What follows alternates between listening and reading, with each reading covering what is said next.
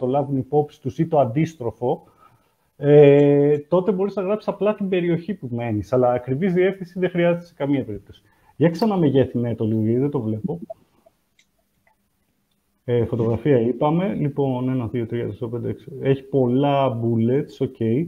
Τώρα, για παράδειγμα, εδώ γράφει δεν βλέπω το όνομα. Σταμάτα το εδώ. Λοιπόν, απλώς, για να μην βλέπω και πολύ τα προσωπικά στοιχεία για αυτό το ακριβώς. Κατέβασε λίγο κάτω εκεί. Λοιπόν, γράφει σχεδόν μονολεκτικά αρμοδιότητες της θέσης, οι οποίες, ειδικά άμα στείλει σε μια αντίστοιχη θέση, έστω λίγο καλύτερη, σε μια άλλη εταιρεία στην αντίστοιχη θέση το βιογραφικό, αυτός που θα το διαβάσει ξέρει τι κάνει ο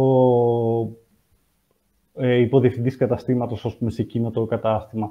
Αν εδώ λοιπόν μπορεί να μπει σε λίγο περισσότερη λεπτομέρεια, για παράδειγμα, διαχείριση προσωπικού, πόσα άτομα προσωπικό, ή μπορεί να το παρουσιάσει κάπως αλλιώς. Δηλαδή, η διαχείριση προσωπικού για έναν υποδιευθυντή καταστήματος είναι φυσιολογικό.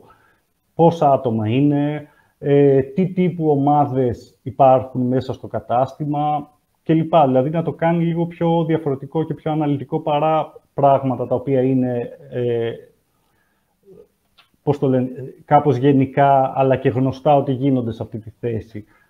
Άρα, όπου μπορεί να το αναπτύξει σε αυτή τη μορφή. Γενικά, σαν φόρμα είναι πολύ καλή. Η φωτογραφία κατευθείαν εμένα μου έκανε αυτό που έλεγα νωρίτερα. Δηλαδή, πηγαίνει συνέχεια το μάτι μου εκεί, ενώ δεν είναι απαραίτητο καν για αυτή τη θέση, αλλά ακόμα και αν ήταν απαραίτητο, πολιτής σε κατάστημα, υποδιευθυντής σε κατάστημα, θα έβαζα μια καλύτερη φωτογραφία σε αυτή την περίπτωση.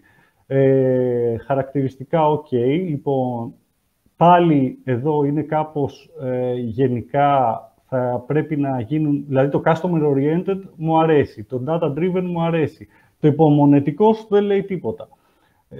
Και το λέω από την εμπειρία τώρα αυτό, δηλαδή εμένα δεν θα μου έλεγε τίποτα και σε κανέναν πιστεύω δεν θα έλεγε τίποτα. Οι ικανότητες, οι δεξιότητες μου αρέσουν. Αν μπορείς και κάπως να τις αποδείξεις και αυτές, για παράδειγμα digital marketing, έχω κάνει αυτό. Ή αν είναι πιστοποίηση, είτε είναι κάποια εμπειρία που έχεις. Σεμινάρια, ok. Τα υπόλοιπα είναι μια χαρά, δηλαδή η φόρμα είναι μια χαρά. Λίγο το περιεχόμενο θα πρέπει να πειράξει για να γίνει λίγο πιο συγκεκριμένο, πιο αναλυτικό. Να ρωτήσω κάτι, το είχαμε ρωτήσει και πριν σε ερωτήσεις. Επειδή βλέπω ελληνικά και αγγλικά, θεωρείς ότι είναι κακό να φαίνονται και τα δύο? Εγώ προσωπικά, αν με καλούσε κάποιος να το φτιάξω το βιογραφικό, όλα αυτά θα τα είχα στα ελληνικά, δηλαδή στο συγκεκριμένο βιογραφικό που δεν είναι εξειδικευμένοι όροι. Το digital marketing, και αυτό ακόμα μεταφράζεται, αλλά ας πούμε μπορείς να το αφήσεις, ή το social media.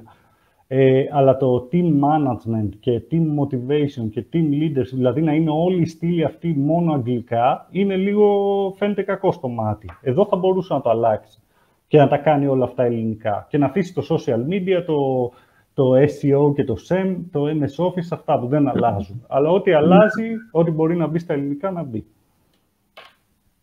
Ωραία.